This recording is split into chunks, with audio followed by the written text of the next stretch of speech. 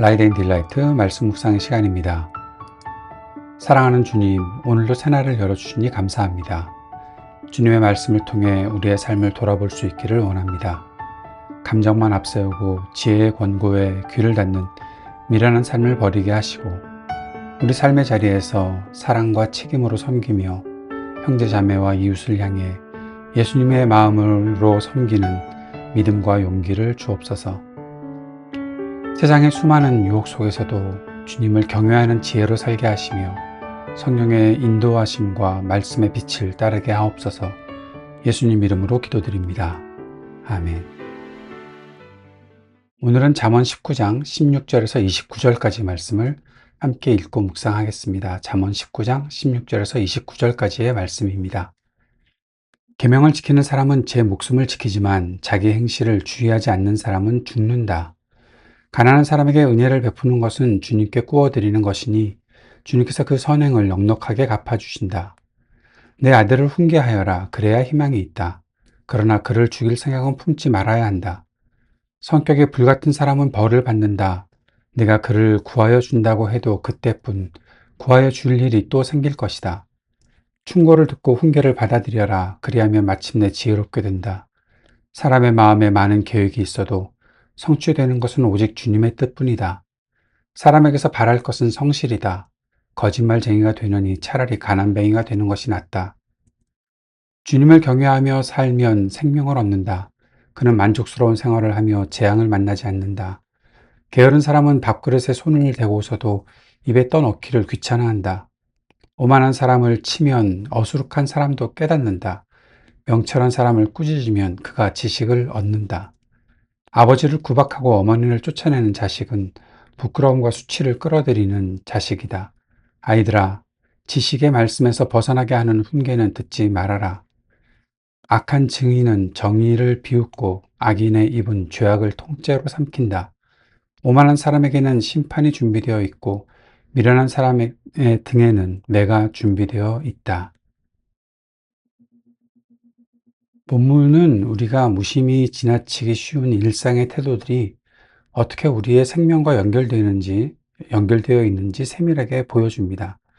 오늘 이 아침 또 우리가 보내는 하루의 이 시간들을 통해서 이 말씀을 묵상하며 이 말씀을 통해 오늘 나에게 주시는 영적인 나침반을 발견할 수 있기를 바랍니다. 말씀을 좀 살펴보면 세 가지로 요약할 수 있습니다. 첫 번째는 생명과 계명, 16절과 23절. 하나님의 말씀을 지키는 자가 생명을 얻고 재앙을 피한다는 아주 근본적인 원리를 다루고 있죠.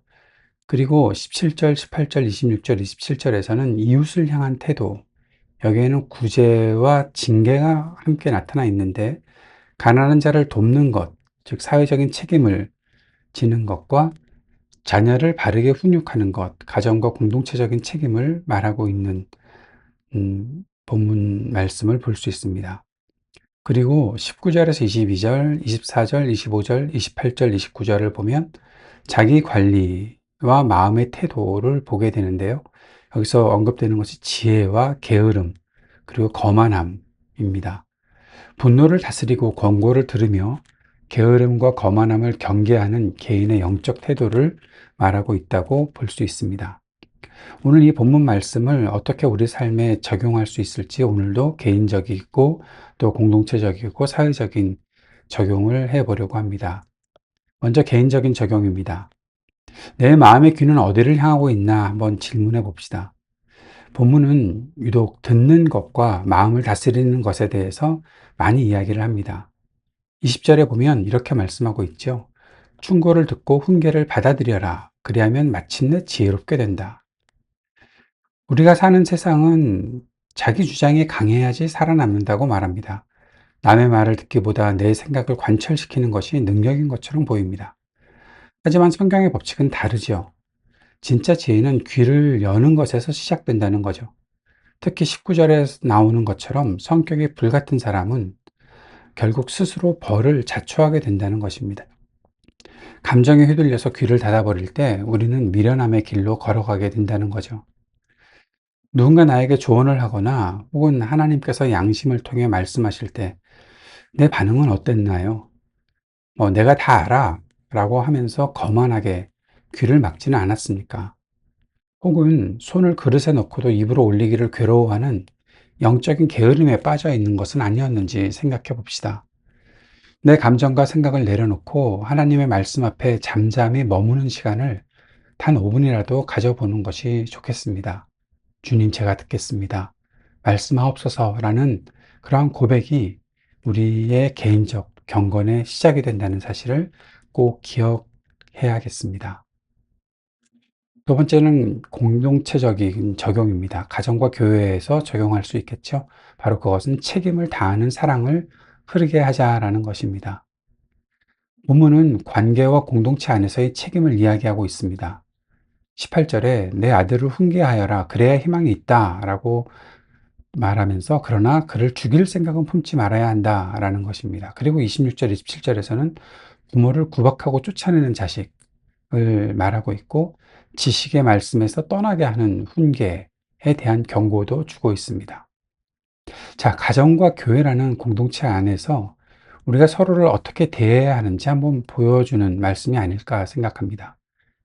진정한 사랑은 방임이 아니죠. 보통 사랑한다고 하면 그냥 놔버리는 경우가 있는데 그것은 진정한 사랑이 아니겠죠.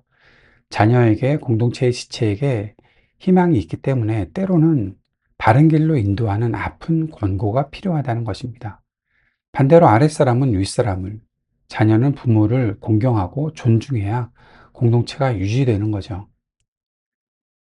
많은 가정이 대화가 끊기고 교회 공동체 안에서도 영적인 나눔보다는 겉도는 관계에 머물 때가 참 많이 있습니다. 서로에게 선한 영향력을 끼치는 것을 두려워하는 것 같습니다. 주저하는 것 같습니다. 가장 가까운 공동체인 가정에서 나는 어떤 모습으로 살고 있는지 한번 돌아봅시다. 부모로서 자녀를 감정으로 화나게 하거나 반대로 방치하는 것은 아닌가? 자녀로서 부모님의 권위를 가볍게 여기진 않았는지 돌아보았으면 좋겠습니다. 오늘 가까운 가족이나 믿음의 지체에게 따뜻한 격려의 메시지를 한번 보내봅시다. 너의 삶에 하나님의 소망이 있어 널 위해 기도한다. 라는 그 한마디가 무너진 관계의 성벽을 재건하는 첫걸음이 될 것이라 믿습니다.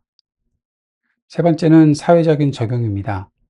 가난한 이웃을 대하는 것이 하나님을 대하는 것이다. 오늘 가장 강력하게 우리 심장을 찌르는 구절이 17절인데요.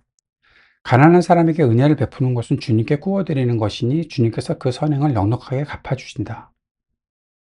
자, 가난한 사람에게 은혜를 베푸는 것이 주님께 구워드리는 것이다. 나중에 주님께서 갚아주신다. 우리가 살고 있는 자본주의 사회는 철저하게 효율성과 이익을 따라 움직이지 않습니까?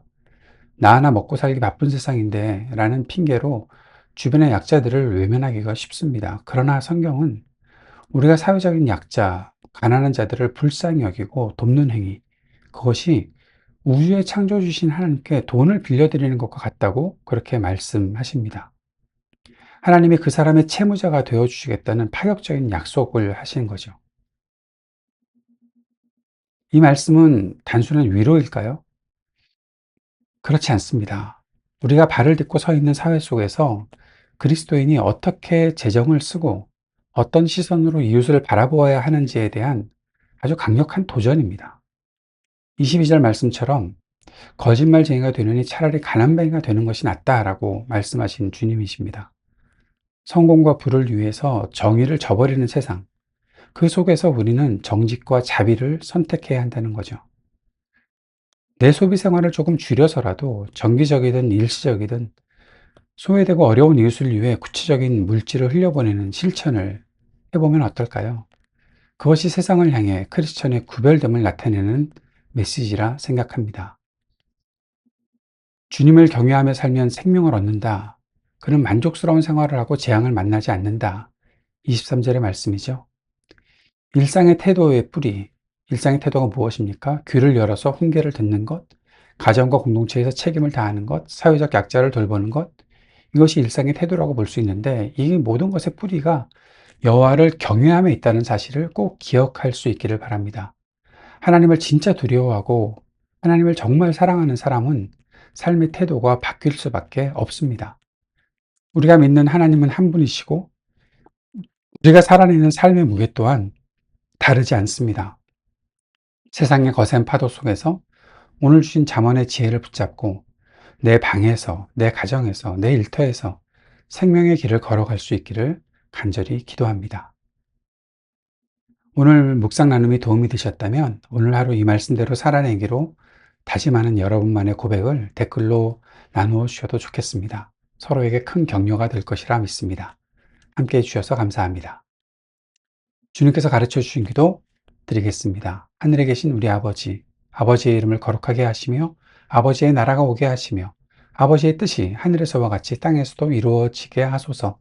오늘 우리에게 일용할 양식을 주시고 우리가 우리에게 잘못한 사람을 용서하여 준 것 같이 우리 죄를 용서하여 주시고 우리를 시험에 빠지지 않게 하시고 악에서 구하소서. 나라와 권능과 영광이 영원히 아버지의 것입니다. 아멘.